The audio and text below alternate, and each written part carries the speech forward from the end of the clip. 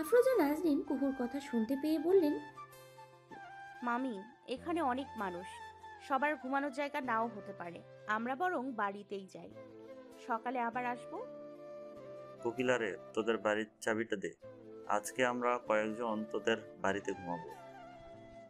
আনান এসে কুহুর কাছে বাড়ির চাবি চাইল।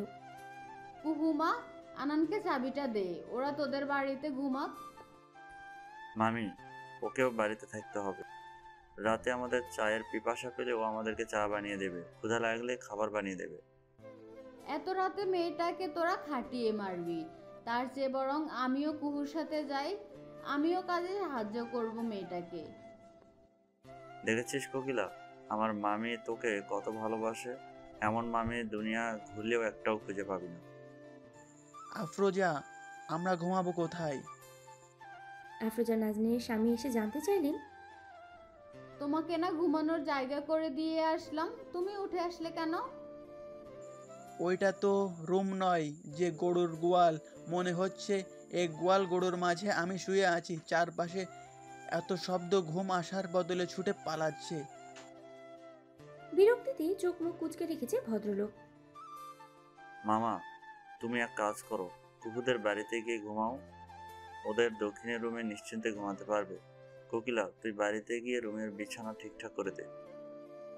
চল মা, আমাকে নিয়ে চল, এখানে আর কিছুক্ষণ থাকলে আমি পাগল হয়ে যাব।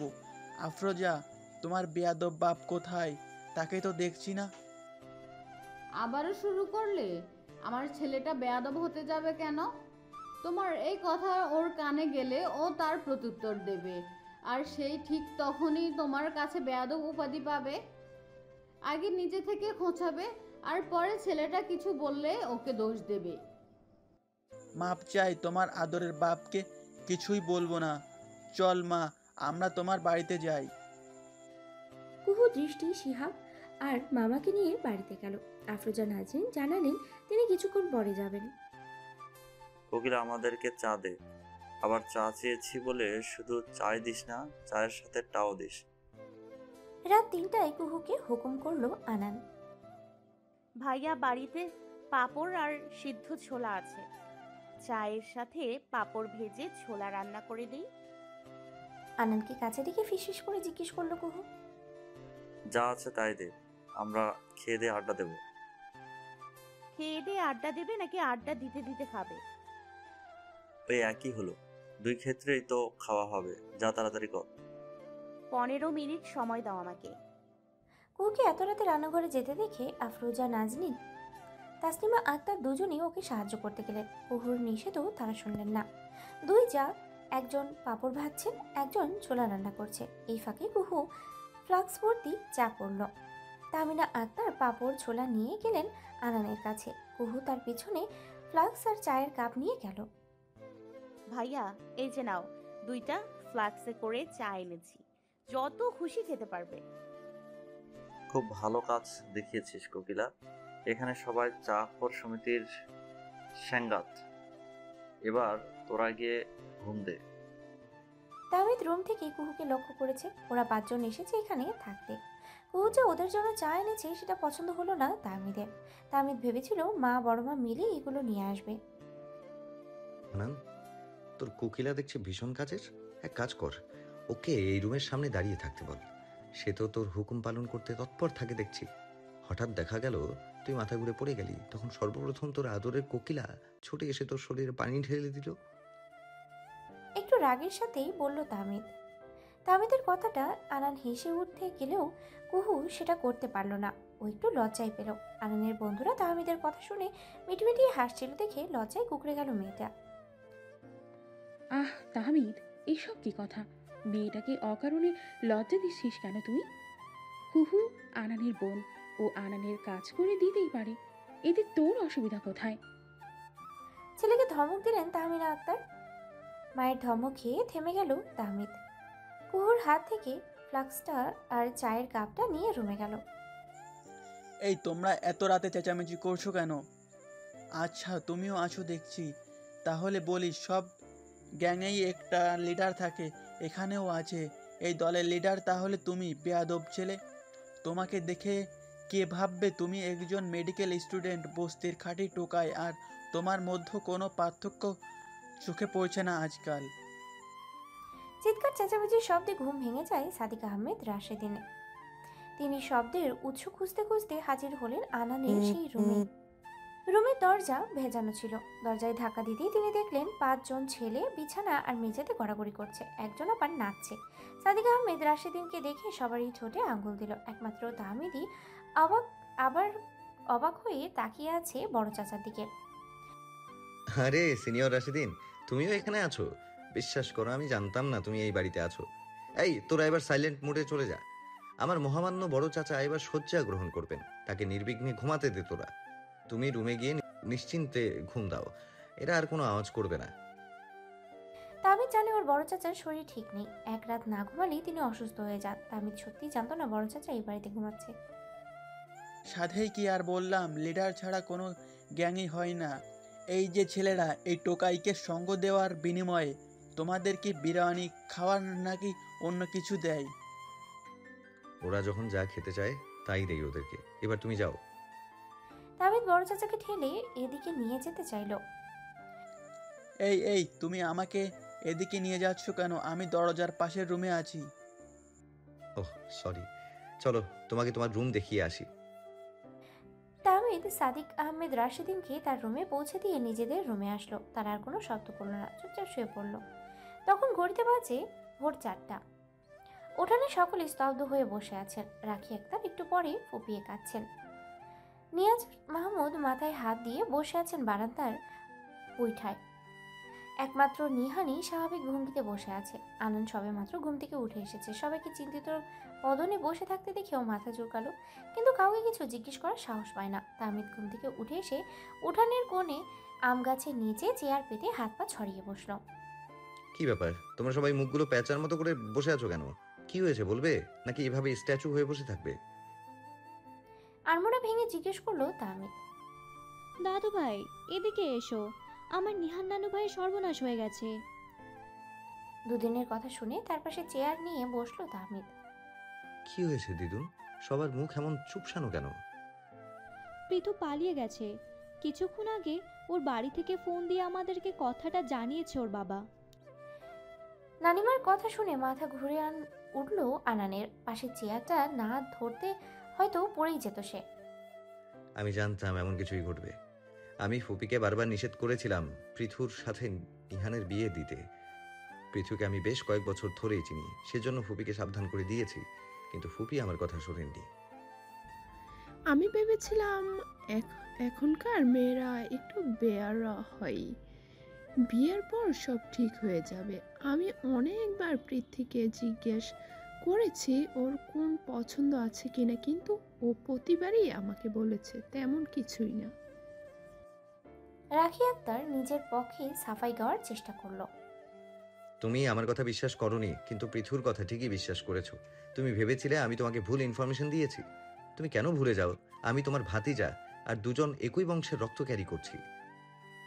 আমি বারবার রাখিকে বলেছি এখানে নিহানের বিয়ে দিও না, এই বিয়েতে নিহান সুখী হবে না, কিন্তু কে শোনে কার কথা? রাখির কাছে কারো মতামত গ্রহণযোগ্য নয়। সে সবসময় নিজের ইচ্ছাকেই প্রাধান্য দেয়। পৃথু মেয়েটাকে প্রথম থেকেই আমার উড়নচণ্ডী বলে মনে হয়েছে। এই যে বাড়ি ভর্তি আত্মীয় স্বজনরা আছে, গ্রামবাসীদের দাওয়াত দেওয়া হয়েছে, আশেপাশের 2-3 গ্রামের অনেক মানুষকেই দাওয়াত করা হয়েছে। আমি এখন সবাইকে কি বলবো? আমার নিহানের কি হবে? ছেলেটাকে নিয়ে সবাই হাসাহাসি করবে। ও এই বিয়েটা করতে চায়নি, রাখি ওকে জোর করে রাজি করিয়েছে। নিয়াজ মাহমুদ হাই হাই করে উঠলেন। কি আর হবে, ছেলেটার সবার হাসির পাত্র হবে। এর জন্য তাই শুধুমাত্র রাখি, তুই ছেলের অপমান কিভাবে সহ্য করবি? তুই কি বুঝতে পারছিস নিহানের জীবনটা তোর কারণে নষ্ট হতে বসেছে? এত জিদ ভালো না, বুঝলি? তুই শুধুমাত্র পৃথুর বাবা টাকা দেখে ওর সাথে নিহানের বিয়ে দিতে চেয়েছিলি। যখন তাহমিদ তোকে সাবধান করেছিল তখন আমাদের সাথে একবারও আলোচনা করিসনি তো। আমরা কি তোর খারাপ চাই? তাহমিদ কি ওর ফুফির খারাপ চাই? এবার রেগে গেলেন সাদিক আহমেদ রাশেদিন। তাহমিদ তোমার সাথে কবে পৃথুর বিষয়ে কথা বলেছিল রাখি? তুমি আমাদেরকে সে কথা বলনি কেন? আফরোজা নাজরিন জিজ্ঞেস করলেন। 2 মাস আগে আহমেদ আমাকে বলেছিল। বিশ্বাস করো বড় ভাবি, আমি বুঝতে পারিনি এসব হবে। তোমার কোনো কথাই এই মুহূর্তে বিশ্বাস করতে ইচ্ছে করছে না রাখি। তোমাকে স্বার্থপর ছাড়া আর কিছুই মনে হচ্ছে না আমার। তোমার জন্য আমার ছেলেকে সবার সামনে ছোট হতে হবে। রেগে উঠলেন নিয়াজ মাহমুদ। রাগ করো না, অতীত বাদ দিয়ে এখন ভবিষ্যতের কথা চিন্তা করো। বিয়ের সকল আয়োজন সম্পূর্ণ হয়েছে। আগামীকাল বহুবাতের দাওয়াতে 1000 খানেকের বেশি মানুষ আসবে। তাদের সবাইকে ফোন করে দাওয়াত বাতিল করে দিতে হবে। ও কি সম্ভব? কি করবে নিয়াজ? সাদিক আহমেদ রাশেদিন জিজ্ঞেস করলেন।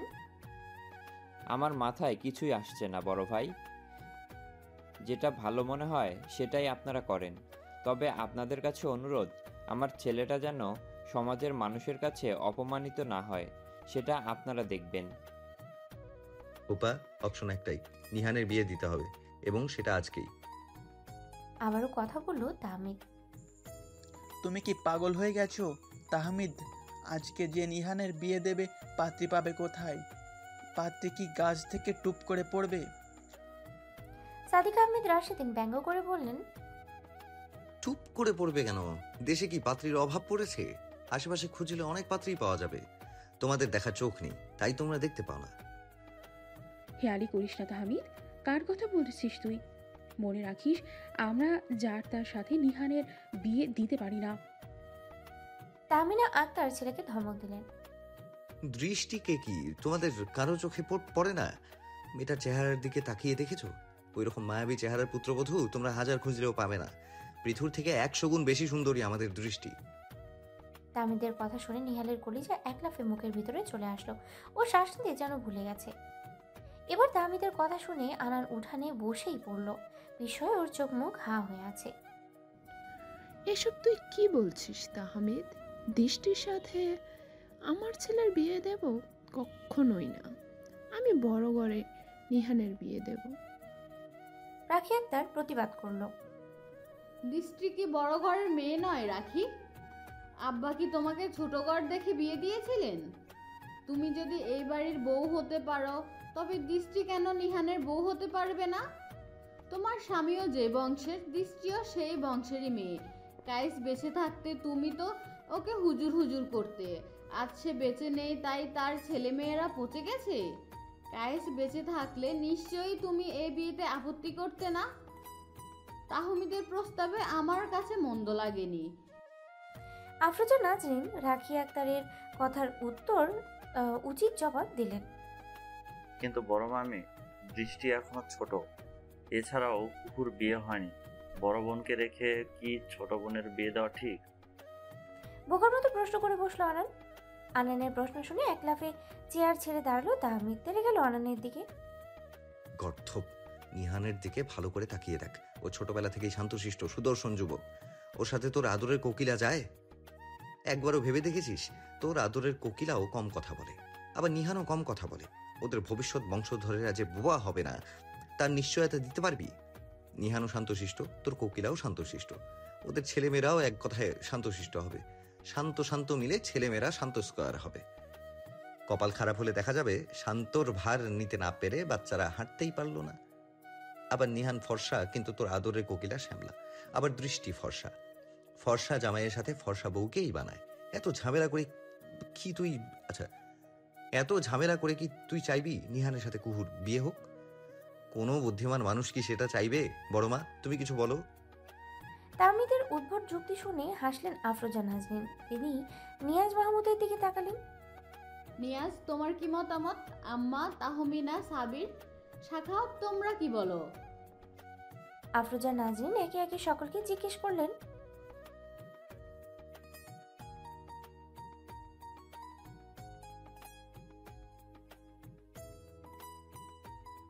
শাখাওয়াত হোসেন রাশেদিন নিজের মতামত জানালেন।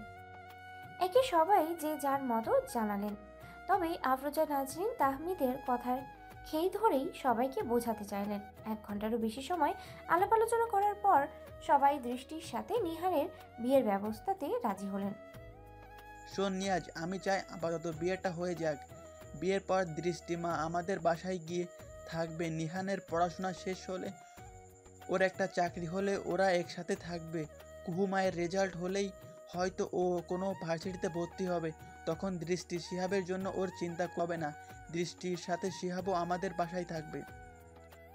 সাদিক আহমেদ রাশেদিন জিজ্ঞেস করলেন নিয়াজ মাহমুদকে। আমি আপনার কথার সাথে একমত বড় ভাই। এবার আর আপনার বোনের কোনো কথাই আমি শুনছি না, এটা নিশ্চিত থাকতে পারেন। কিন্তু বাবা, তোমরা আগের বারের মতোই এবারেও নিজে নিজে সিদ্ধান্ত নিচ্ছ, একবারও ভাইয়ার মতামত জানতে চাইলে না। আনান আবারও ভুল করে বলল, শাট আপ স্টুপিড। তোকে বড়দের মধ্যে কথা বলতে কে বলেছে? নিহানের আবার কি মতামত থাকবে? আমাদের মতামতই ওদের মতামত। আমি কি ভুল কিছু বলেছি নিহান?